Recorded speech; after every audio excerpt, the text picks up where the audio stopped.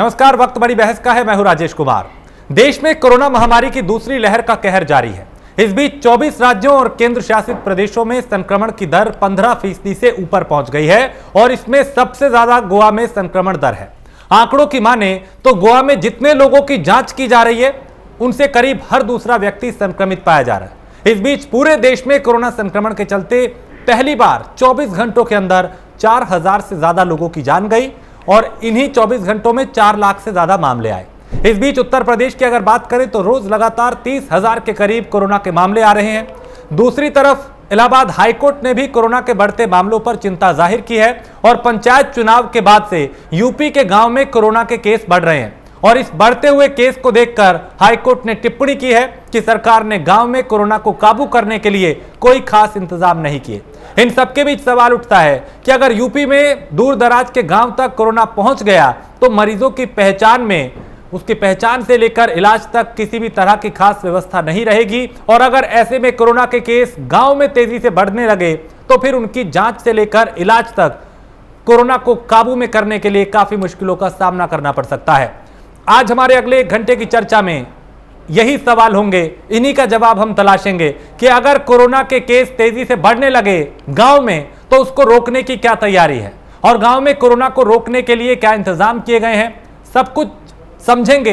एक वरिष्ठ पैनल हमारे साथ होगा जिसमें राजनीतिक पार्टियों के प्रवक्ता होंगे और इसके अलावा हेल्थ एक्सपर्ट हमारे साथ होंगे, वरिष्ठ पत्रकार होंगे। उनसे हम समझेंगे कि ये जो हालात आज हमारे सामने बने हैं, कहां हमारे से चूक हुई और आगे अगर हालात बिगड़े तो फिर उसके लिए क्या इंतजाम किए गए हैं। पहली जो लहर थी उसमें चूंकि गांव तक कोरोना ने दस्तक नहीं दी थी, लेकिन आज न सिर्फ उत्तर प्रदेश बल्कि देश के कई ऐसे राज्य हैं जहां पे गांवों में भी त्राहिमाम मचा हुआ है। लोग बुखार में है, कोई जांच करने वाला नहीं है, कोई ऑक्सीमीटर नहीं है, कोई जांच करने वाला नहीं। ऐसे कई परिवार हैं, कई घर हैं जिनमें लोग बीमार हैं लेकिन उनकी जांच तक नहीं हो पा रही। कई गांव ऐसे हैं जहां जांच हो रही है तो रिपोर्ट काफी दिनों बाद पहुंच रही है, कई बार तो रिपोर्ट बाद में पहुंचती है, जो मरीज है वो डेड कर जाता है। तो इस सिचुएशन से निपटने के लिए क्या तैयारियां हैं, खासकर गांव की अगर बात करें, क्योंकि शहरी आबादी जागरूक भी है, संभलने की कोशिश भी कर रही है, संसाधन भी यहां पे है, हालांकि वो भी पूरी तरीके से ध्वस्त हो चुके हैं। लेकिन अगर गांव जो अब तक सुरक्षित थे, अगर उसकी सुरक्षा को लेकर सवाल उठ रहे हैं, हाईकोर्ट भी चिंता जाहिर कर रहा है, तो फिर बड़ी बात है कि सरकारें क्या कर रही हैं, बड़ी बात है कि प्रशासन क्या कर रहा है और इससे निपटने के लिए क्या तैयारी की जा रही है। तो आज हम इसी पर चर्चा करेंगे और समझेंगे कि आखिर आगे की रणनीति क्या है, कैसे गांवों में जांच होगी, कैसे व्यवस्था को चाक चौबंद किया जाएगा, कैसे उसे दुरुस्त किया जाएगा और कैसे जांच का दायरा जो है वो बढ़ाया जाएगा। क्योंकि जिस तरीके के हालात यहां पे बने हुए हैं वो ये बता रहे हैं कि गांव अगर चपेट में आ गए, जहां धीरे धीरे मामले बढ़ रहे हैं, तो फिर स्थिति को काबू कर पाना बेहद मुश्किल हो जाएगा। और हाईकोर्ट ने इसी बात को लेकर चिंता जाहिर की है और यह पूछा है कि क्या इंतजाम किए गए हैं गांव में कोरोना की रोकथाम के लिए। और ऐसे में बड़े अभियानों की जरूरत है, फिर चाहे वो वैक्सीनेशन अभियान हो, चाहे जांच का अभियान हो, चाहे लोगों तक सुविधाएं पहुंचाने की बात हो। क्योंकि शहरों में ही अगर हालात इतने भयावह हो सकते हैं तो गांव की स्थिति क्या होगी, इसे समझा जा सकता है। लगातार इस पर सवाल उठते रहे हैं, जवाब हम तलाशते रहे हैं, सुझाव भी देते रहे हैं कि कैसे इसको कहां पे क्या करना चाहिए। वक्त वक्त पे अलग अलग पैनल हमारे साथ जुड़ा है, उसमें हेल्थ एक्सपर्ट भी हमारे साथ जुड़े, उनकी जो राय थी, जो सुझाव थे वो शासन प्रशासन तक हमने पहुंचाए। इसके अलावा कोशिश यही की कि आखिर कैसे राहत मिल पाए। अब गांव को ध्यान में रख के, केंद्र में रखकर क्या रणनीति बनाई जा रही है, क्या तैयारी की जा रही है, कैसे कोरोना की चेन को तोड़ा जाएगा, उसे भी हम समझेंगे ताकि उस तरफ ध्यान जा पाए सरकारों का, प्रशासन का, आला अधिकारियों का।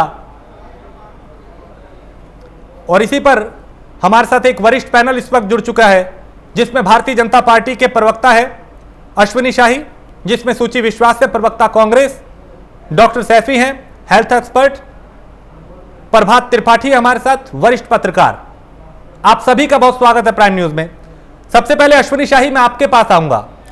शहरों के हालात हमने देखे, वहां पे तैयारियों को भी देखा, लोगों को भी देखा, शासन प्रशासन को भी देखा। लेकिन गांव में कोरोना की जो दस्तक जा रही है वो कितनी चुनौतीपूर्ण है और गांव में जो हालात बने हैं उससे कैसे निपटा जाएगा?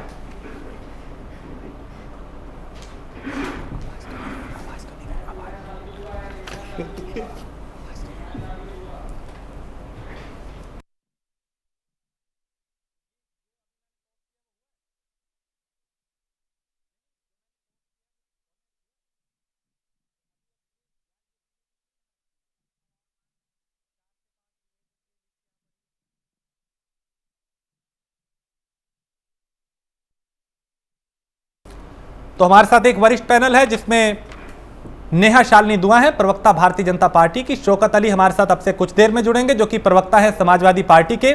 जावेद अहमद है प्रवक्ता कांग्रेस के, और डॉक्टर प्राजल अग्रवाल है जो कि प्रवक्ता है इंडियन मेडिकल एसोसिएशन के उत्तर प्रदेश के। आप सभी का बहुत स्वागत है। नेहा जी, सबसे पहले मैं आपके पास आऊंगा। गांव में कोरोना ना फैले और जो फैल रहा है उसको काबू करने के लिए क्या तैयारी है सरकार की? जी देखिए, सरकार गांव में कोरोना ना फैले इसके लिए बार बार जो प्रवासी मजदूर हैं बाकी स्टेट से जो आ रहे हैं उनको बार बार यही उनसे हाथ जोड़ के निवेदन कर रहे हैं कि आप अपना जो है बिना टेस्टिंग के गांव में प्रवेश मत कीजिए। तो तभी जो बस अड्डे हैं उन पे भी तैनात है, मतलब वहां पर पीसीआर टेस्ट के लिए वैन्स लगाई हुई है सरकार द्वारा। सरकारी डॉक्टर्स हैं वहाँ, पूरा मतलब एक सेटअप तैयार किया गया है, चाहे वो बस अड्डा हो चाहे वो रेलवे स्टेशन हो, सब जगह ऐसे कहा जा रहा है। लेकिन फिर भी सरकार की नजर से बचकर कई लोग बिना अपना टेस्ट कराए और बिना रिपोर्ट लिए वहां से निकल जाते हैं, और यही कारण है ये भी एक कारण है जिस वजह से गांव में कोरोना फैला है। अब सरकार इसको लेके बहुत चिंतित है, इसलिए बढ़ते हुए मामले जो गांव में आ रहे हैं उसको मद्देनजर रखते हुए सरकार ने एक टीम बनाई है जिसमें जितने भी स्कूल होंगे सरकारी, छोटे प्राइमरी स्कूल या गांव की जो डिस्पेंसरियां होती हैं, पंचायतों के साथ टाई अप करके हर घर में एक सर्वे कराया जाएगा। अगर किसी को भी मामूली सा बुखार या खांसी जुकाम होता है तो आईसीएमआर ने पहले ही ये डिक्लेयर कर दिया है, ये सबसे अनुरोध किया है कि अगर हल्के से भी लक्षण आपको लगते हैं खांसी बुखार या जुकाम के, तो आप अपना इलाज जो है सरकार के द्वारा, डॉक्टरों के द्वारा जो प्रेस्क्राइब किया गया है, दवाएं लेना शुरू कर दें। आप वेट मत कीजिए, टेस्ट भी कराइए और टेस्ट की रिपोर्ट का वेट मत कीजिए, क्योंकि ऐसे हमने बहुत सारे केस, जैसे मेरी एनजीओ के थ्रू हम ऐसी किट एक प्रॉपर बना के जिसमें बुखार की दवाई है, जिसमें आयरन की दवाई है और जिसमें एंटीबायोटिक्स हैं, फीवर के लिए आइवरमेक्टिन नाम की टैबलेट्स हैं, इनकी हमने किट प्रॉपर बना के हम लोगों में बांट रहे हैं कि थोड़े से भी मामूली लक्षण भी हैं तो आप लेना शुरू कर दीजिए। और आप मानेंगे नहीं, इसके बहुत अच्छे रिजल्ट आए हैं, क्योंकि यही दवाई जो है कोरोना में भी कारगर है और अगर किसी को सीजनल फ्लू है तो उसमें भी कारगर हो रही है। और ऐसी किट्स बना के सरकार भी यही करने जा रही है कि ऐसी किट्स लोगों को दी जाएंगी जिनको मामूली लक्षण है, वो दवाइयां घर पर ही लेना शुरू कर दें, जिससे कि कोरोना की रोकथाम, मतलब उसको रोक पाने में काफी मदद मिलेगी। तो ये हमारा पहली प्रायोरिटी यही है। और उसके साथ साथ जब तक रिपोर्ट आएगी तब आपको पता लग जाएगा कि आपकी नेगेटिव है या पॉजिटिव। अगर पॉजिटिव भी आती है तो भी ये 5 दिन का कोर्स आपने करना है, नेगेटिव आती है तो भी 5 दिन का कोर्स फ्लू के लिए है। तो इससे मुझे लगता है बहुत राहत मिलेगी और केसेस कम किए जा सकते हैं। ठीक है शौकत अली, क्या जो तैयारियां की जा रही है गांव में कोरोना के फैलाव को रोकने के लिए या जो अब तक मामले फैल चुके हैं उसको काबू करने के लिए वो काफी है? उससे लगता है कि इससे रोक लगेगी, प्रतिबंध लगेगा कोरोना के ज्यादा मामलों पर?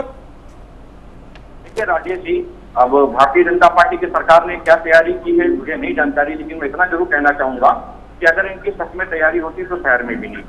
और रही बात गांव की, जब शहर में तमाम उपकरण, तमाम हॉस्पिटल, तमाम सुविधाएं मुहैया होती हैं, तमाम चीजें उपलब्ध होती, उसके बाद भी शहर के क्या आलम रहे आप सोच भी नहीं सकते राजेश जी। अगर गांव में गया तो गांव का क्या आलम होता है, ना तो वहाँ एम्बुलेंस होती है और ना ही गाड़ियों की सुविधा होती है, ना ही डॉक्टर्स होते हैं। देखिए सबसे बड़ी चीज, जो गलती इन लोगों ने शहर में की है वही गलती ये गाँव में भी दोहराना चाहते हैं। मैं फिर इस चीज को राजेश जी आपके साथ एक बार चर्चा में था, मैंने दोहराया भी था इस चीज को। देखिए कोरोना के साथ साथ एक बड़ी चीज ये भी रहती है कि वहाँ तमाम लोग डेंगू, बुखार, मलेरिया, टाइफाइड, अन्य बीमारियों से ग्रसित रहते हैं, उनके लिए आप क्या सुविधाएं मुहैया करा रहे हैं, किन हॉस्पिटल्स को खोल के रख रहे हैं, किन डॉक्टर्स को वहां अपॉइंट कर रहे हैं, किन लोगों को वहां किन डॉक्टर्स की वहां ड्यूटी लगा रहे हैं, ये बड़ी चीज रहती है। ये कोरोना के लिए आपको एम्बुलेंस भी वहां उपलब्ध करानी हुई, शहर नहीं है, वहां सबके पास गाड़ियां नहीं होती हैं, सबके पास वो सारी चीजें नहीं होती, सारे संसाधन नहीं होते। गांव में एक चीज होता है, तमाम हॉस्पिटल नहीं होते, तमाम डॉक्टर नहीं होते। शहर में तो तमाम हॉस्पिटल होते हैं, तमाम डॉक्टर होते हैं,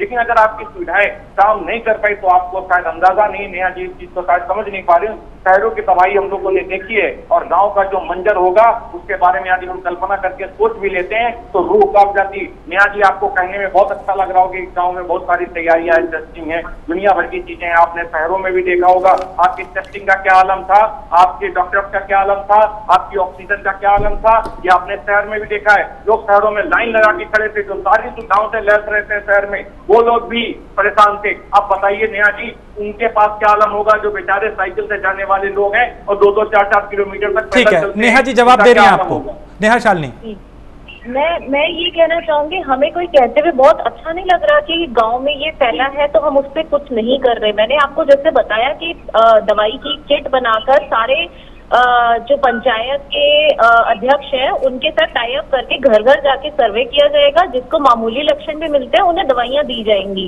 और साथ साथ डिस्पेंसरी जो वहां पर या प्राइमरी स्कूल है उसको डिस्पेंसरी में तब्दील करा जाएगा। वहां पर डॉक्टर होंगे या हमारे वॉलेंटियर्स होंगे, जो मामूली लक्षण होने पर अगर जरूरत है वहां ऑक्सीजन का इंतजाम किया जाएगा। और पहले सरकार में जो ऑक्सीजन की कमी आई वो सारी दुनिया ने देखी, मतलब पूरे देश ने देखी है, लेकिन उसमें आप सरकार की कमजोरी मत कहिए। जब डिमांड और सप्लाई पे होता है, डिमांड इतनी बढ़ती गई थी, लोगों को सांस की दिक्कत इतनी हो रही थी और इतना ज्यादा फैल गया कोरोना, इसका सेकेंड वेव है जो कि सिर्फ हमारे देश ही नहीं, आप देखिए विदेशों में भी बहुत बुरी हालत है जहाँ का इंफ्रास्ट्रक्चर इतना अच्छा होने के बावजूद भी।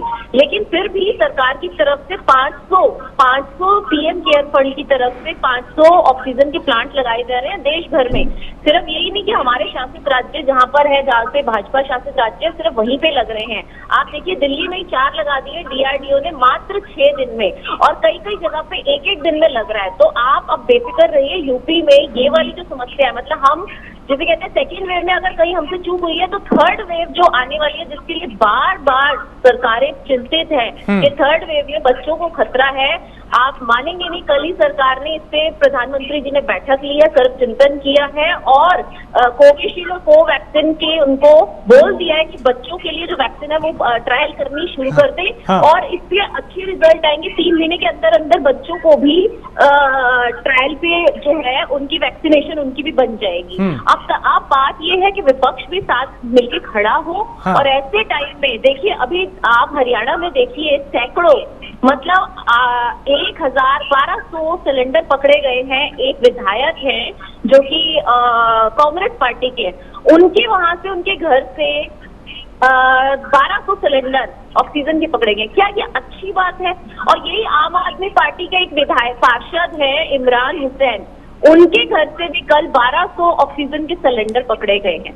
तो मेरे को तो लगता है कि हमें जो ये इतनी सिलेंडरों की इसको कमी आ रही थी, मुझे लगता है सारी विपक्ष पार्टियों के घरों पे छापे मरवाते तो शायद निकल आता, क्योंकि मोदी जी को नीचा दिखाने के लिए आम लोगों की सांसों से खिलवाड़ करना ये बहुत ही गंदी, ओछी और गिरी हुई राजनीति है। जावेद अहमद इस पर जवाब देंगे। जावेद जी, हाँ। बहुत ही शर्मनाक है, शर्म आनी चाहिए ऐसे लोगों को। मैं सारी पार्टी को नहीं कहती कि सभी लोग खराब होते हैं, लेकिन जो ऐसी पार्टी के कुछ लोग खराब निकले हैं, जैसे कि कांग्रेस में निकले हैं, एक विधायक है जो हरियाणा से पकड़े गए हैं ये करते हुए, और इमरान हुसैन जो है वो पार्षद है आम आदमी पार्टी के, जो पकड़े गए हैं कल 1200 सिलेंडर के।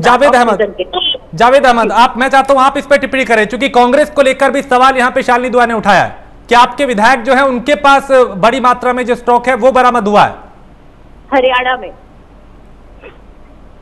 जावेद आप सुन पा रहे हैं?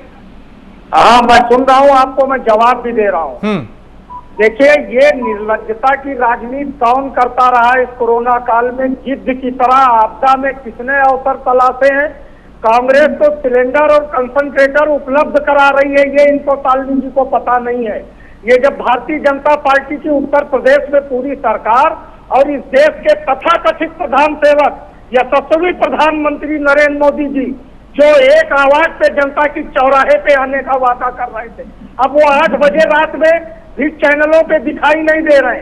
ये राष्ट्रीय आपदा की 14 महीने क्या करती रही केंद्र की और उत्तर प्रदेश की सरकार। उत्तर प्रदेश में सीएम फंड का पैसा किस तरीके से बेदर्दी के साथ खर्च हुआ कि जिसका ऑडिट भी ना हो पाए। सैनिटाइजर और मास्क खरीद के बांट दीजिए। आपने क्यों नहीं बुनियादी संसाधन, क्यों नहीं मेडिकल रिसोर्सेज को जुटाने का काम किया। जिस समय सितंबर में डॉक्टर रणदीप गुलेरिया जी, साइंटिस्ट डॉक्टर राकेश मिश्रा जी आपको चेतावनी दे रहे थे, तब तो आप सत्ता के खेल में मत थे। जैसे पिछले चरण में आप मत थे कि ट्रंप जी चले जाएं, शिवराज मामा सत्ता में वापस आ जाए। आज जो कुछ भी है, ये देश जो सेकेंड वेव की जो सामना कर रहा है, इसमें बहुत बड़ी जो हमारे देश के हमारे लोग जो मौत के मुंह में चले गए हैं। अरे भारतीय जनता पार्टी को शर्म आनी चाहिए कि उत्तर प्रदेश में उसके आज विधायक भी कोरोना काल में कोरोना विधायक के घर से 1200 सिलेंडर मिले, अब उसका जवाब तो दीजिए भाई साहब। मैं जवाब भी दे रहा हूँ शालिनी जी। आपने कैसे साबित कर दिया कि वो सिलेंडर ब्लैक में है। लखनऊ में जो सिलेंडर की मारामारी, मैंने नहीं साबित किया, मीडिया ने साबित किया है। और मीडिया ने नहीं, ये मीडिया में क्या करती है भारतीय जनता। आप आइए, मैं कांग्रेस मुख्यालय में बैठा हूँ, आपको मैं अभी 500 सिलेंडर दूंगा, इसलिए दूंगा कि हमारी कोविड आप उन पे बात कीजिए ना, आप उन पे बात कीजिए। आप देंगे, बहुत अच्छी बात है, जनता की हेल्प करनी चाहिए। सरकार ने की है चोरी, भारतीय जनता पार्टी मतलब आपके विधायक के घर पे हमने एक सेकंड मत रखिए, ये शालिनी जी झूठे तक मत रखिए। देश को कोरोना काल में आपने झोंका, आपको सत्ता चाहिए थी, आपको सत्ता का खेल खेलना था। हरियाणा मैं कह रहा हूँ ना, मैं आपको अभी कंसंट्रेटर, ऑक्सीजन कंसंट्रेटर और ऑक्सीजन सिलेंडर प्रदेश कांग्रेस मुख्यालय में दूंगा। कांग्रेस पूरी तरीके से संक्रमितों के लिए मेडिकल रिसोर्सेज उपलब्ध कराने का काम कर रही है। ठीक, एक सेकंड, देखिए बहुत गंभीर मसला है, आप तू मैं में इसे ना वक्त को जाया करें। बहुत गंभीर चिंता है, लोगों की जान जा रही है, सांसों के लिए लोग जद्दोजहद कर रहे हैं। ये जितने लोग मौत के शिकार हुए हैं, हाँ। ये सब मौत की जिम्मेदार देश की और प्रदेश की सरकार है, योगी जी की सरकार है और प्रधानमंत्री के गलत फैसले के कारण हुआ है कि देश पूरा जो है दूसरी आपदा का सामना कर रहा। ये बड़ी बड़ी बातें आप बताइए। छोटे छोटे देश, उन्होंने जब राहुल जी लगातार मांग कर रहे थे, उत्तर प्रदेश में हमारे प्रदेश अध्यक्ष अजय कुमार जी लगातार मांग कर रहे थे कि लॉकडाउन से ही चेन को तोड़ा जा सकता है। हाँ। आपने प्रदेश को और देश को इस आफत में फंसा दिया है, कम से कम निर्णय लीजिए, अब निर्णय नहीं ले पाए। हाई कोर्ट ने जब आदेश किया, ठीक है, योगी जी की सरकार मुझे डॉक्टर साहब के पास आना है, लेकिन उससे पहले शालिनी आप टिप्पणी कर रही हैं। आज लॉकडाउन से बढ़ाने का काम कर रहा है। राजेश जी, जो कांग्रेस की प्रवक्ता कह रहे हैं, बहुत अच्छी बात इन्होंने कही। इन्होंने कहा कि राहुल गांधी डिमांड कर रहे थे कि लॉकडाउन क्यों नहीं किया जा रहा। मैं इनसे कहूंगी कि प्लीज आप खुद ही अपने राहुल गांधी जी की 15 दिन पहले की ट्वीट और अभी कल की ट्वीट देख लीजिए। कल वो कह रहे हैं कि प्रधानमंत्री जी देश को लॉकडाउन की तरफ क्यों लेके जा रहे हैं। मैं इसका सख्त विरोध करता हूँ। इसीलिए राहुल जी ने कहा, आप ट्वीट करिए, राहुल जी ने कहा देश को मजबूर किया प्रधानमंत्री जी ने लॉकडाउन की तरफ ले जाने के लिए। यही तो कहा है, ये और क्या कहा है। आप ये जो शब्दों की बाजीगरी है ना, नागपुर से आती है, ये मत बताइए। प्रधानमंत्री जी जिम्मेदार है देश को संक्रमण काल ठीक है, एक सेकंड जावेद अहमद भाई, जावेद भाई एक एक करके मैं आप दोनों का भी रोकूंगा। अभी मैं डॉक्टर साहब के पास जाऊंगा, उसके बाद अभी कई सवाल हैं जिसका जवाब मैं लूंगा। डॉक्टर पांजल, अगर आप मुझे सुन पा रहे हैं, दूसरी लहर देश में चल रही है, हालात सबके सामने है, तैयारियां वैसी नहीं थी जैसी होनी चाहिए थी। एक्सपर्ट जो है वो ये कह रहे हैं कि तीसरी लहर भी आने वाली है। इस बीच जो गांव के हमारे हालात हैं सर, उसको लेके क्या रणनीति होनी चाहिए और अभी जो कदम उठाए जा रहे हैं क्या वो काफी है? आपके एक सवाल में 2-3 सवाल थे, मैं एक एक करके जवाब दूंगा। पहला सवाल आपका ये है कि जो तैयारियां हैं वो शायद इनफ नहीं थी, लेकिन इसमें मैं ये जोड़ना चाहूंगा कि जब भी पैंडेमिक होता है, हम लोग देख रहे हैं कि पूरे ग्लोब में अक्रॉस कॉन्टिनेंट्स जो है ये बीमारी फैली हुई है। इसलिए भी बड़े से बड़े विकसित देशों, अमेरिका है, यूके है, शुरू में चाइना भी, रशिया है, जहां जहां पर हम लोगों ने देखा कि बहुत बड़ी मात्रा में जब कोविड पहुंचा है तब उनके हेल्थ सिस्टम फेल हुए। न्यूज के माध्यम से, मीडिया के माध्यम से मालूम चलता था कि लाशें जो है सड़कों पर पड़ी हुई हैं, उनको जेसीबी से उठा के एक साथ डंप किया जा रहा है, अस्पतालों में बेड नहीं है। ये सारी दिक्कतें हर जगह हुई है, इसमें केवल इंडिया नहीं है। अगर हम लोग इंडिया के परिप्रेक्ष्य में बात करें तो क्योंकि 130 करोड़ की तो हमारे पास रजिस्टर्ड जनसंख्या है, अभी कुछ अनरजिस्टर्ड लोग भी हैं। अगर हम इस कॉन्टेक्स्ट में बात करें तो जैसे कि इतनी बड़ी जनसंख्या में ये किताब का मैनेजमेंट चल रहा है, मानते हैं कि वो पूरा नहीं है, लेकिन ऐसा नहीं है कि उसमें सरकार अपनी तरफ से कोशिश नहीं करती।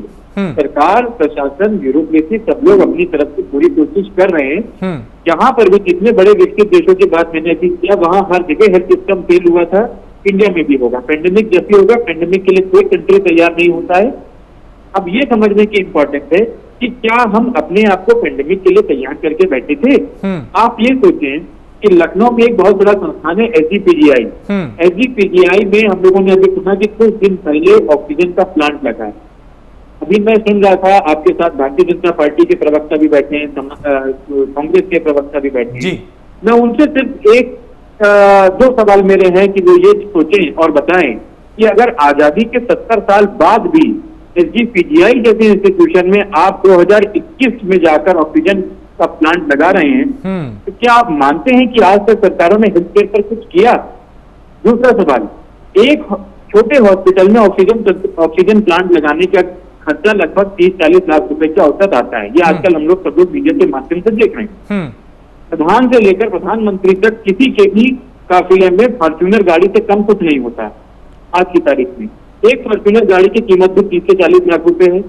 इतने सारे लोग आज तक सत्ता में आए, प्रधान से लेकर प्रधानमंत्री तक, कितने लोगों ने कितने ऑक्सीजन के प्लांट लगवा दिए। फॉर्च्यूनर पे सबकी लाइन लगी रहती है, 5, 10, 15 कहिए, मतलब एक गई, दूसरी आई, दूसरी गई, 4 और आके खड़ी हो गई, इतनी लाइन लगी रहती है। तो क्योंकि हमारे देश के जो सिस्टम है, उस सिस्टम ने कभी तैयारी किया ही नहीं पेंडेमिक के लिए। तो अगर महामारी में ऐसी दिक्कतें आ रही है तो कोई बहुत अननेचुरल चीज नहीं है, ये बहुत एक्सपेक्टेड चीज है।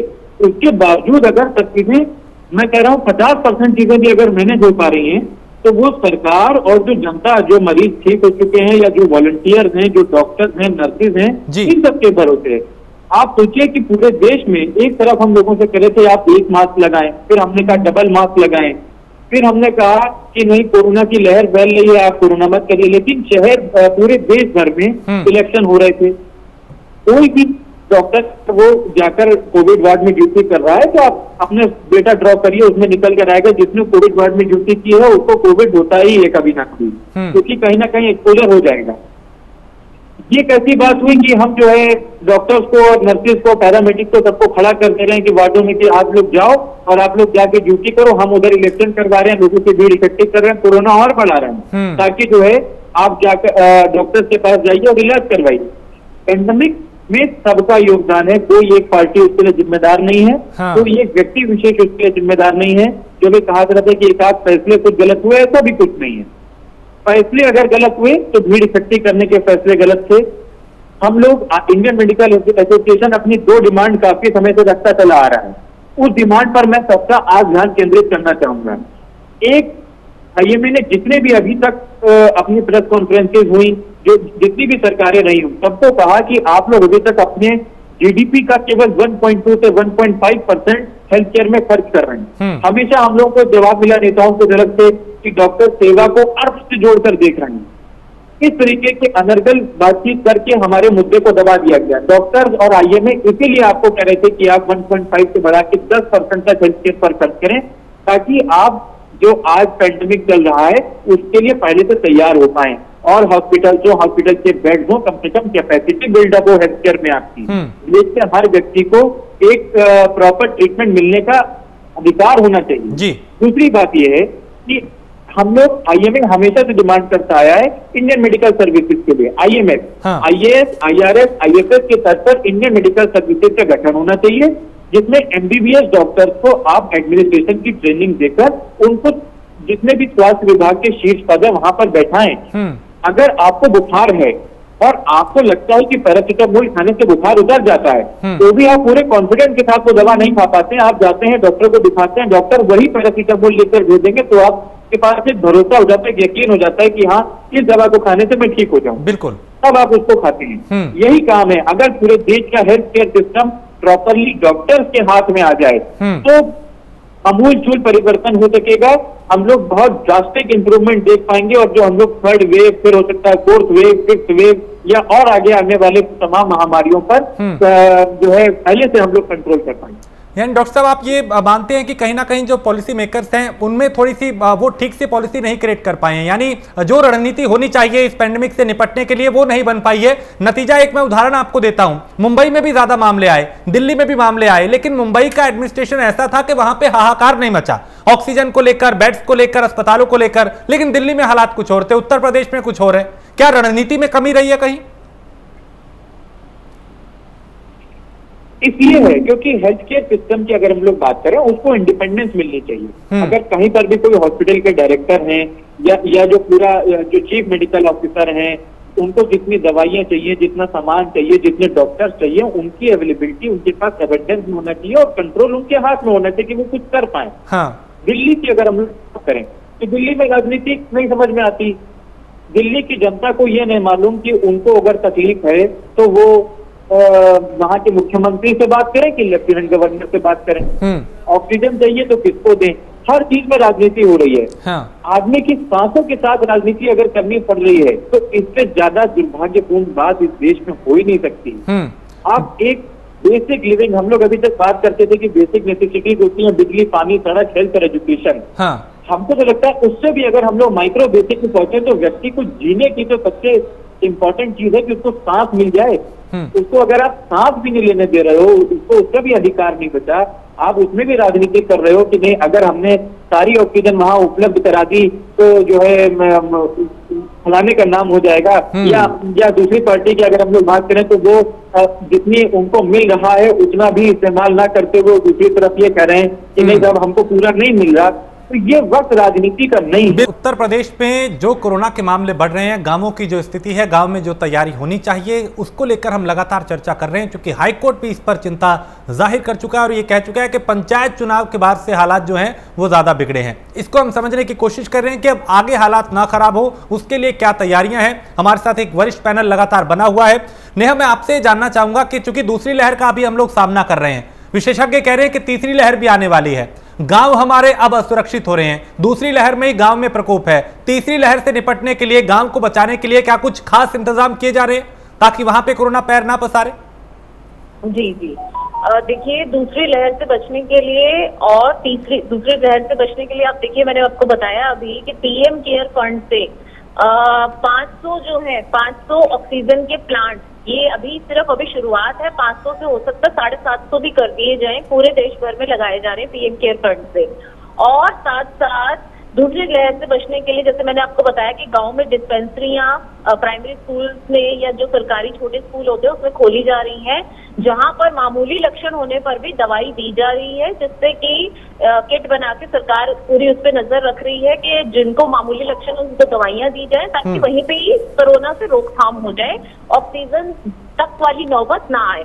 और तीसरी वेव, क्योंकि बच्चों के लिए सबसे ज्यादा जो कोविड ने भी आज चिंता जताई है कि बच्चों के लिए ज्यादा खतरा है, उसको लेकर भी प्रधानमंत्री जी ने कोवैक्सीन बनाने वाली कंपनी को बोल दिया है, निर्देश दे दिए हैं और उन्होंने भी अपना काम चालू कर लिया है कि बच्चों की 2 महीने में वैक्सीन बन के रेडी हो जाएगी। ट्रायल बेसिस जो है वो 2 महीने में शुरू हो जाएंगे। साथ ही साथ ये सबसे बड़ी बात है, प्रधानमंत्री जी ने बार बार ये सबसे अपील की है हर राज्य से कि एक तो आप अपनी जो वैक्सीनेशन ड्राइव है उसमें कमी ना होने दें। और आज यहाँ मैं कुछ ऐसे नेताओं को भी बिना नाम लिए बोलूंगी कि जिन लोगों ने आज उन नेताओं को आम जनता गाली देती होगी कि जिन नेताओं ने सामने आके कहा कि वैक्सीनेशन मत कराइए वरना ये भाजपा की वैक्सीन है, इससे आप नपुंसक हो जाएंगे। तो इस वजह से भी जो लोग बीमारी का शिकार हुए और जिन्होंने अपने परिजनों को खोया, आज वो ऐसे नेताओं को गालियां देते होंगे कि हमने उनकी बात क्यों मानी। आज देखिए लोगों के अंदर एक भयावना डर है, वैक्सीनेशन सेंटर के बाहर लंबी लंबी कतारों में लोग खड़े होते हैं। और आज से 1-1.5 महीना पहले शायद आपके चैनल पे बैठ के हम बार बार बोलते थे कि वैक्सीनेशन करवाइए, लेकिन विपक्ष में बैठी पार्टियों के जो नेता थे वो आके बोलते थे अरे भाई इससे तो नपुंसक हो जाते हैं, ये तो भाजपा की वैक्सीन है। तो यहाँ जो गुमराह जनता को किया गया विपक्ष पार्टियों द्वारा, उसका खामियाजा भी जनता को ही भुगतना पड़ा है, जो कि बहुत ही शर्मनाक है। लेकिन अब जो है लोगों के अंदर जागरूकता आ गई है और वो वैक्सीनेशन के लिए तैयार है। माननीय योगी जी ने 8 करोड़ वैक्सीनेशन के लिए 18 वर्ष से ऊपर की उम्र के लिए 8 करोड़ के ऑर्डर दे दिए हैं और कहा है और सेंटर्स कोविड के बनाए जा रहे हैं, मतलब वैक्सीनेशन के लिए सेंटर्स बनाए जा रहे हैं जहां पर जनता को सुविधा पूर्वक जो है, इसमें मतलब कोई लंबी लंबी कतारों में लगने की जरूरत नहीं। हाँ, रजिस्ट्रेशन जो है वो इजीली आपका आरोग्य सेतु पे भी हो रहा है और सरकार की अपनी एक कोई ऐप है उस पे भी आराम से आप अपना रजिस्ट्रेशन करा सकते हैं। और जब आपकी बारी हो तब आप आइए, लाइन में लगिए, ज्यादा भीड़ मत लगाइए। वैक्सीनेशन के लिए जनता से अपील है कि जब आपकी बारी आए आप अपना रजिस्ट्रेशन कराइए, जब आपकी बारी आए तब आके लगवाइए। हाँ, कुछ लोगों के पास क्योंकि फोन नहीं होते तो उनसे ये अपील है कि उनकी हेल्प बाकी लोग करें जिनके पास फोन होते हैं, या तो उनका रजिस्ट्रेशन करा दें, नहीं तो उनसे कहा गया कि आप सिर्फ अपना आधार कार्ड लेके आइए और सेंटर पे आके आपको वैक्सीनेट कर दिया। ठीक है शालिनी, आपने जो कहा हालांकि कटाक्ष सीधा शौकत अली पे, वो कुछ कहना चाह रहे हैं, लेकिन उससे पहले डॉक्टर साहब कुछ कह रहे हैं। डॉक्टर साहब मैं आपकी प्रतिक्रिया लूं, आप ही पहले अपनी प्रतिक्रिया दीजिए। शौकत मैं आपके पास आता हूं। सर, 2 बातें हैं। एक बात ये है कि अगर हम लोग जैसे चाइना की बात करें, चाइना का पहले बहुत विरोध हुआ कि जो है कोरोना वायरस उसने दिया और विरोध होना भी चाहिए, लेकिन हम लोग अगर चाइना की बात करें तो चाइना की कैपेसिटी पर जरूर गौर करवाने वाली बात है। चाइना में अगर सपोज एक सेक्टर 10 है, एक सेक्टर 12 है, सेक्टर 10 और सेक्टर 12 में एक केस मान लीजिए उनको कोरोना का मिला। इतनी कैपेसिटी थी कि वो सेक्टर 10 और सेक्टर 12 को पूरा का पूरा लॉक कर दें और सारे लोगों को एक रात के अंदर जो सेक्टर 10 और 12 में रहते थे उनको पूरी तरीके से RT-PCR टेस्ट कर ले और नेक्स्ट डे मॉर्निंग तक उसमें जितने लोग पॉजिटिव आ रहे हैं उनको सबको सील कर दें या हॉस्पिटल में भर्ती कर लें और बाकी सब कुछ सील पड़े रहेंगे। ये कैपेसिटी बिल्डिंग इंडिया में नहीं हो पाई। हम लोग कॉन्टैक्ट ट्रेसिंग की बात कर रहे हैं, लेकिन कॉन्टैक्ट ट्रेसिंग वाकई में हो नहीं पा रही है। हम लोग बात कर रहे हैं टेस्टिंग की, लेकिन टेस्टिंग जब उत्तर प्रदेश की मैं बात करूं जहां पर टेस्टिंग शुरू तो हुई थी बहुत तेज, प्राइवेट लैब बहुत सारी टेस्टिंग कर रही थी, लेकिन उसके बाद उनको अनऑफिशियली आदेश दिए गए कि वो कहीं पर भी होम कलेक्शन ना करें टेस्टिंग के लिए, जो उनकी लैब पर है उसको करें। इस वजह से अगर एक मरीज सपोज निकल कर जा रहा है जो टेस्टिंग के लिए, वो एक लैब पर जा रहा है, वहां टेस्ट नहीं हुआ, फिर दूसरे पे गया, दूसरे पे तीसरे पे गया, आप सोचे कि एक मरीज जो कोविड पॉजिटिव है उसको हमने कितने शहर भर में घुमा दिया, कितने नए लोगों को कोरोना पॉजिटिव बनने का मौका दिया। ये इंपॉर्टेंट है। अब बात आई वैक्सीनेशन की। वैक्सीनेशन में ये हम अब बाकी सारे कंट्रीज को आप देखिए, यूएस को देखिए, यूएस ने पूरी अपनी जनता को 2 बार वैक्सीनेट कर लिया। उसके बाद अब वो स्थिति पर आ गए कि वो मास्क भी हटा रहे हैं। हम लोग अभी तक कुल 15-16 करोड़ लोग 130 करोड़ में से वैक्सीनेट हो पाए, वो भी नहीं मालूम कि 1 डोज हुई है कि किसी की 2 डोज हो गई है। तो अभी सबसे जरूरी है कि 2 डोज हो। अब प्रधानमंत्री जी ने कहा कि सब लोग को वैक्सीनेशन करवाने को बहुत तेज किया जा रहा है, बहुत फास्ट किया जा रहा है, लेकिन इसमें मैं यहाँ पर बहुत स्पष्ट करना चाहूंगा, जो पहले एक हुआ था कि आप प्राइवेट हॉस्पिटल में भी 250 रुपए जमा करके वैक्सीनेशन करवा सकते थे जी। जो लोग अफोर्ड कर सकते हैं वो अगर 250 रुपए देकर वैक्सीनेशन करवाते थे, उनको ये फायदा था, एक तो उनको घर के आसपास नियरेस्ट हॉस्पिटल में उनको ये फैसिलिटी मिल जाती थी, दूसरा ये था कि उनको कहीं पर भी भीड़ नहीं होती थी। अब क्या हुआ है, किसी भी प्राइवेट हॉस्पिटल के पास वैक्सीन है ही नहीं आज की डेट में। लखनऊ में किसी हॉस्पिटल के पास प्राइवेट हॉस्पिटल पर वैक्सीन नहीं है। जितने भी वैक्सीनेशन हो रहा है वो केवल गवर्नमेंट सेक्टर में हो रहा है और गवर्नमेंट के हॉस्पिटल के जो जितने भी स्लॉट्स हैं वो ऑलरेडी अगले कई दिनों के लिए बुक हैं। तो ऐसे हम लोग कैसे फास्ट कर पाएंगे? क्या ये प्राइवेट हॉस्पिटल को जो हमने वैक्सीन देना बंद किया है इससे हम फास्ट कर पाएंगे? प्राइवेट हॉस्पिटल को कहा जा रहा है कि आप डायरेक्टली कंपनी से परचेज करिए, भारत बायोटेक से या सीरम इंस्टीट्यूट से। भारत बायोटेक और सीरम इंस्टीट्यूट जो हजारों करोड़ के ऑर्डर उनके पास गवर्नमेंट के पड़े हुए हैं, जो उनको अभी तक नहीं पूरी तरीके से वैक्सीन दे पा रहा है, वो प्राइवेट सेक्टर को कैसे दे पाएगा? ये समझने की जरूरत है। बिल्कुल। शौकत, आप कुछ कह रहे थे जी। गवर्नमेंट में बैठे हुए लोगों से, भारतीय जनता पार्टी की भी प्रवक्ता यहाँ पर है, मेरी गुजारिश है कि आप गवर्नमेंट तक मेरी बात पहुंचाएं कि प्राइवेट हॉस्पिटल को वैक्सीन की डोजेस दें, वैक्सीनेशन जितना फास्ट हो सकता है उसको उतना फास्ट कराएं। वैक्सीनेशन ही सिर्फ महामारी को कंट्रोल कर सकता है, या फिर आप मास्क लगाएं वो कंट्रोल कर सकता है, बाकी कुछ कंट्रोल नहीं कर। ठीक, शौकत आप टिप्पणी कर रहे थे, क्योंकि जो कटाक्ष नेहा की तरफ से किया गया वैक्सीनेशन को लेकर वो सीधा आपकी तरफ था। देखिए राजेश भाई, मैं बहुत साफ शब्दों में कहना चाहूंगा, उन्होंने नाम नहीं लिया, मैं नाम लेके कह रहा हूँ कि देश के प्रधानमंत्री ने इस कोरोना के फैलाने में पूरी जिम्मेदारी उठाई। मैं आपको इसलिए कह रहा हूँ जिम्मेदारी उनकी है, क्योंकि जब आपको एक बयान याद होगा देश के प्रधानमंत्री का, देश के प्रधानमंत्री ने बड़े खुशी मनाते हुए कहा था कि हमने कोरोना पे जीत हासिल कर ली। कौन सी जीत हासिल कर ली थी आपने? ये जीत हासिल कर ली थी, आपने तैयारी नहीं की थी। अपनी नाकामी छुपाने के लिए आप कुछ भी बोल देते। एक बात तो बहुत अच्छी है, मैं कहना चाहूंगा राजेश जी कि भारतीय जनता पार्टी ब्रांडिंग करने में और झूठ बोलने में महारत हासिल है। अभी इन्होंने जो है हरियाणा का एक विधायक का नाम बता दिया, अरे थोड़ी दूर में बिहार भी है, वहां भी चले जाते थे, वहां के बारे में जानकारी नहीं थी क्या नेहा जी आपको? बहुत सारी एम्बुलेंस पकड़ी गई हैं, आपके सत्ता दल के नेता है वो, उनके बारे में शायद आपको बताया नहीं गया होगा, यह जानकारी आपको उपलब्ध नहीं होगी। ठीक है, झूठ बोलने से आप कुछ भी करते रहिए, झूठ बोलते रहिए, लेकिन सत्यता यह कि देश आज भारतीय जनता पार्टी पे भरोसा करने को तैयार नहीं है। वो जानता है कि ये सब जुमलेबाजी दे रहे हैं। ऑक्सीजन की बात हो, वैक्सीन की बात हो, दवाइयों की बात हो,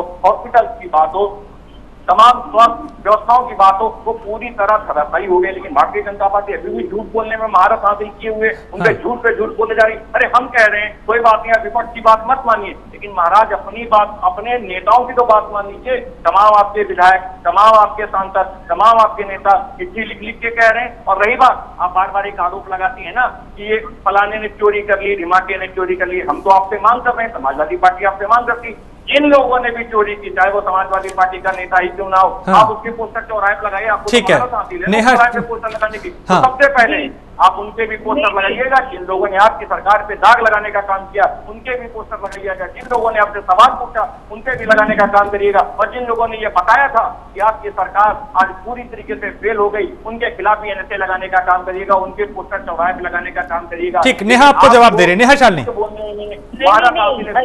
इन्होंने जो बात बोली है कि हम अरेस्ट क्या कहते हैं, हम उन पे कड़ी कार्रवाई करें, तो आपको क्या लगता है कि हम आपसे पूछे बिना कड़ी कार्रवाई नहीं करेंगे उन लोगों पे जिन्होंने जमा कर रहे हैं? आप तो देश को गुमराह कर रहे हैं। लेकिन आप ये बताइए, आज तक बताइए मुझे एक व्यक्ति का नाम जिसके खिलाफ आपने कार्रवाई की हो, जिस देश को गुमराह किया है, देश के साथ झूठ हो रहा है, देश को छला है, ऑक्सीजन नहीं है, लेकिन ये देश सीख रहा है, देश सांसें नहीं ले पा रहा है, और आप खुशियां मना रहे हैं।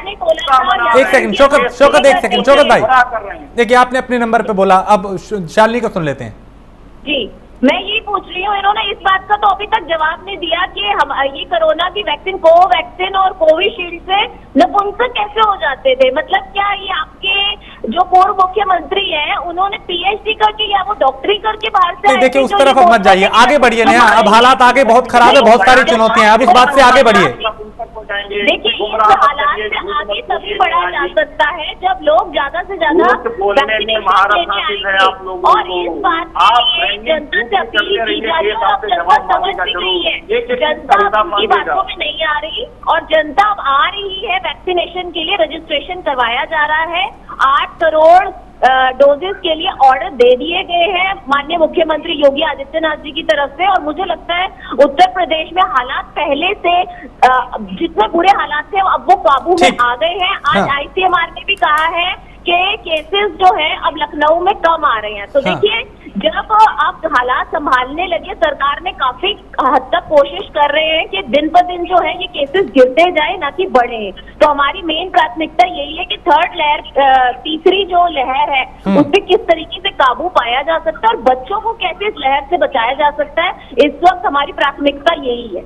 ठीक है जावेद अहमद, चूंकि आप लोग कोरोना वैक्सीन पर जो GST लग रहा है उसको लेकर भी सवाल उठाते रहे हैं, अभी आप ही की राज्य सरकार ने इस पर कहा कि जो वैक्सीन लगी उस पर इतने लाख रुपए GST ले लिया, ये नहीं लगना चाहिए। क्या ऐसे वक्त में ऐसे उपकरण या चीजें जो जिनसे लोगों को सुविधाएं मिल रही हैं, जो लोग ठीक हो रहे हैं, उस पर लगता है कि ये चीजें करके गलत हो रहा है, क्योंकि इसको लेके भी आप लोग लगातार सवाल उठा रहे हैं? रूप से देखिए राजेश जी, इस समय आपदा काल है, पूरा देश एक साथ खड़ा है, एक साथ संकट का सामना कर रहा है। तो इस समय जिस तरीके से आपको जो भी संसाधन थे, जो भी आवश्यक चीजें हैं, दवाएं हैं, उन पर हमें केंद्र सरकार को जीएसटी के साथ जिस तरीके से वो टैक्स वसूली का काम कर रही थी उससे बचना चाहिए था। आखिर सरकारें होती कितनी है, जन कल्याण के लिए होती। हमारा संविधान जो है जन कल्याणकारी राज्य की भावना के साथ बना हुआ है। जनता केवल टैक्स देगी, जनता मतदान करेगी और उसके बाद सरकार केवल बयान देगी, ये नहीं होना चाहिए। ये हमारा सवाल है और इस पर शायद सरकार आगे बढ़ी भी है। उसके लिए अगर सरकार आगे बढ़ी है तो वो धन्यवाद की बात रहे। जहां अच्छा काम करेंगे वहां कांग्रेस किसी को भी अपमानित करने का काम नहीं करेगी। उत्तर प्रदेश के जो भी हमारे ग्रामीण क्षेत्रों में सीएचसी और सीएचसी थे, इन पर कहीं फोकस नहीं किया गया। उत्तर प्रदेश में जब ये स्थितियां थी, 5000 डॉक्टर्स की कमी है, पीएचसी सीएचसी पर डॉक्टर्स नहीं है, सारे संसाधन जो है शहरों में झोंकने पड़े, हमारी व्यवस्था ध्वस्त हो गई। आज जांच नहीं हो पा रही है और जांच जो हो भी रही है तो वो ये डबल म्यूटेंट है। डॉक्टर साहब बैठे हुए डबल म्यूटेंट, लगातार डॉक्टर्स और वैज्ञानिक कह रहे हैं कि ये धोखा दे रहा है, ये जांच में आ नहीं रहा है। तो हमें वो चीजें देखनी चाहिए कि ग्रामीण क्षेत्रों में कोरोना के लक्षणों से लगातार मौतें हो रही जो आंकड़े में सम्मिलित नहीं है। और दूसरी चीज जो नेहा जी ने अभी कहा, अभी शौकत जी ने भी वो बात उठाई थी, बिहार में भाजपा के चर्चित नेता हैं, केंद्र में मंत्री रहे राजू प्रताप रूढ़ी जी, मैं नाम लेकर कह रहा हूँ। 30 एम्बुलेंस उन्होंने बंधक बनाकर रखी हुई थी और जनता जब ड्राइवर लेकर पहुंच गई उनके डीएल और आधार कार्ड के साथ, तो उस जनता के साथ क्या हुआ? हरियाणा के फरीदाबाद में जिला अधिकारी पर दबाव बनाकर इनके एक विधायक 13 सिलेंडर भरे हुए ऑक्सीजन के लेकर चले गए, हमारे तो खाली थे जिनको आपने बताया। और लखनऊ के बगल में मुख्यमंत्री जी के निवास से 25 मिनट की दूरी पर भाजपा के विधायक ने किस तरीके से रात में 2 बजे तक जनता ऑक्सीजन के लिए लाइन में खड़ी रही और जब डिस्ट्रीब्यूशन चालू हुआ तो विधायक जी आए और अपनी गाड़ी में सिलेंडर लेकर चले गए। ये जो दुर्व्यवस्था और ये दोहरी चरित्र है इनका। आप बताइए, ब्रजेश पाठक जी ने सबसे पहला सवाल उठाया, सरकार में मंत्री है, पूर्व केंद्रीय मंत्री वर्तमान भाजपा की सांसद श्रीमती मेनका गांधी जी ने पत्र लिखा। आप बताइए, पंडित रत्नाकर मिश्रा भाजपा के विधायक हैं, उन्होंने पत्र लिखा। बरेली के नवाबगंज के विधायक केसर सिंह गंगवार पत्र लिखते लिखते मौत के मुंह में चले गए। कल भी किस तरीके से कानपुर के सांसद पंडित सतदेव पचौरी जी ने उप मुख्यमंत्री को पत्र लिखा है। ये शर्म नहीं आती विपक्ष पर आरोप लगाओ? अरे आपके घर से आवाज उठ रही है कि आप विफल हैं, आप असफल हैं, आपकी कोई रणनीति नहीं है। ठीक, आपकी आवाज नहीं पहुंच रही, लेकिन आपने जो सवाल उठाए वो बेहद वाजिब है। नेहा, ये किसी से छिपा नहीं है कि पार्टी के ही कुछ नेता जो हैं, प्रवक्ता जो हैं, विधायक जो हैं, मंत्री जो हैं, उन्होंने ही सवाल उठाए थे। ऑक्सीजन की कमी को लेकर लगातार अब भी पत्र मुख्यमंत्री को लिखा जा रहा है। आप टिप्पणी कर रही हैं इस पे?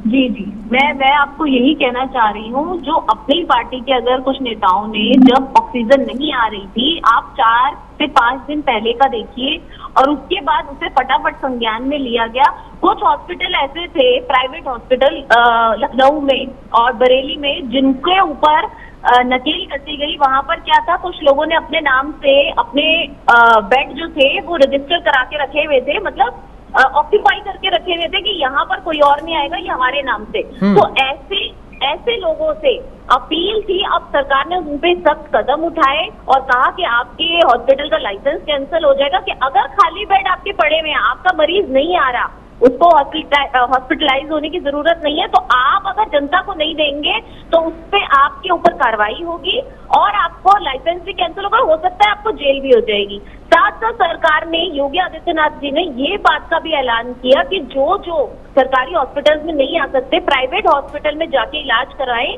सरकार उनका खर्चा, कोविड का सारा खर्चा सरकार आयुष्मान योजना के तहत उठाएगी। अब बताइए, सरकार अपनी तरफ से मुस्तैद होके काम कर रही है। जहां जहां भी उनकी ऑक्सीजन की 1 हफ्ता पहले, मैं मानती हूँ कमी, कुछ ना कुछ कमियां आई, जिस वजह से विधायकों ने लिखा, हमें पत्र लिखा और माननीय मुख्यमंत्री जी ने उसी वक्त संज्ञान लेके जो ये कालाबाजारी कर रहे थे उनको भी पकड़ा। और आप बताइए, इस वक्त विपक्ष पार्टियों का, मैं ये कहती हूँ कि जो भी पकड़े जा रहे हैं, विपक्ष पार्टियों को भी चाहिए कि अगर उनके नेता भी पकड़े जा रहे हैं, सैकड़ों सिलेंडर ऑक्सीजन के भरे हुए उनके घर से बरामद हो रहे हैं, तो उनकी निंदा करें, ना कि उनको फेवर मिले कि नहीं हमारी पार्टी के तो ऐसे कर ही नहीं सकते। अरे भाई, जो भी ऐसा कर रहा है काला बाजारी, उसके ऊपर सरकार तो पैनी नजर बनाई हुई है।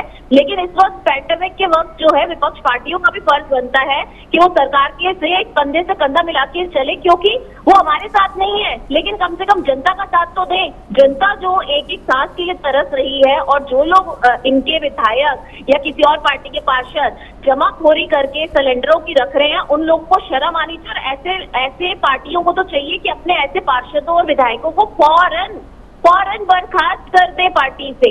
ये एक मिसाल होगी, जो मिसाल अगर कोई भी पार्टी इसकी पहल करता है तो वो बहुत स्वागतपूर्ण होगी और इससे जनता देखेगी भी और सराहेगी भी। यही मेरी बस विनती है। और लोग ज्यादा से ज्यादा वैक्सीन लगवाएं। वैक्सीनेशन जो है वही एकमात्र विकल्प है। अगर लोगों को कोरोना से बचना है तो उनको वैक्सीनेट होना बहुत जरूरी है, और ये जनता शायद आज समझ गई है। इसीलिए सरकार ने अब डिमांड की है। आप देखिए, भारत ही एक ऐसा देश है जिसने विदेशों में WHO से डिमांड की है और प्रस्ताव रखा है कि जो पेटेंट है, जो फाइजर और दूसरी कंपनियों ने भी, स्पुतनिक वगैरह ने ये बनाया है, क्या कहते हैं, कोरोना वैक्सीन, उसके ऊपर जो पेटेंट है वो चाह रहे हैं कि सभी जितनी भी ये फार्मास्यूटिकल कंपनी है उनको दे दिया जाए, निःशुल्क दे दिया जाए, ताकि मानवता का ये विषय इस वक्त, बिजनेस तो बाद में भी हो जाएगा, लेकिन कुछ बड़े बड़े विकासशील देश हैं जो इसमें ऑब्जेक्शन रेज कर रहे हैं। इवन पहले अमेरिका ने भी ऑब्जेक्शन किया, लेकिन अब अमेरिका ने भी अपना ऑब्जेक्शन हटा दिया है। अभी भी 2-3 देश है। जिस दिन हमारी पूरी कोशिश है, जिस दिन ये पास हो जाता है, तो मुझे लगता है 6 महीने के अंदर पूरा हमारा देश वैक्सीनेट हो जाएगा, क्योंकि पेटेंट हट जाने की वजह से बहुत सारी डॉक्टर साहब मैं आपका रुख करूंगा। ठीक है नेहा, लाइसेंस मिल जाएगा बनाने का वैक्सीन। डॉक्टर साहब अब आप बताएं कि अभी जो हालात बने हुए हैं उससे सर कैसे निपटा जाएगा, आगे हालात जो और खराब हो सकते हैं तीसरी लहर को लेकर, उसमें क्या करना चाहिए? वक्त रहते आपके क्या सुझाव होंगे, क्योंकि सरकार के प्रवक्ता इस वक्त यहाँ पे पार्टी के, और विपक्ष आपको सुन रहा है, देश आपको सुन रहा है। आप अपने सुझाव दें कि आगे क्या करना चाहिए, कैसे हम इससे बचें।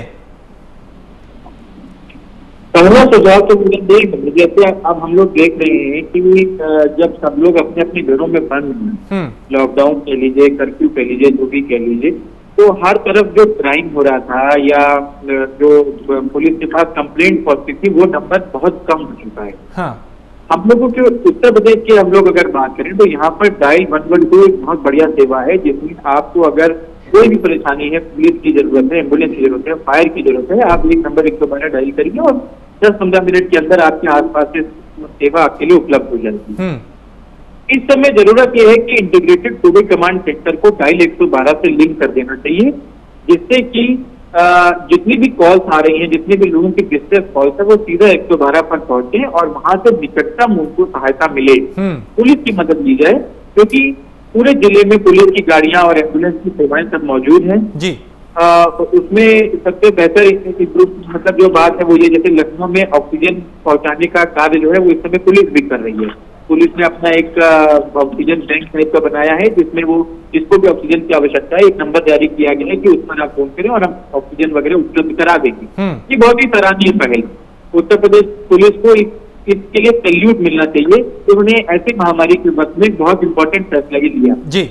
इसी क्रम में डायल 112 को अगर कोविड कमांड सेंटर से जोड़ दिया जाए तो जो भी जरूरत की चीज है वो लोगों को घर पर ही उपलब्ध हो। ठीक, लॉकडाउन का असेसमेंट करें, नहीं हो तो कर्फ्यू खोल भी रहे हैं तो वो इस तरीके से खुलना चाहिए कि बेसिक नेसेसिटीज अब ये 15-20 दिन 1 महीने तक और मिलती रहे, और प्राइमरीली ऐसे ऑफिस जिनको अभी बंद रखा जा सकता है या जिनको 50% सलाह काम में लिया जा सकता है, उनको सबको एडवाइस किया जाए कि सब लोग करें। एक बहुत इंपॉर्टेंट चीज ये है कि हमारे डॉक्टर्स और नर्सिंग स्टाफ जितने पैरामेडिक्स हैं वो अब थकना शुरू हो गए हैं।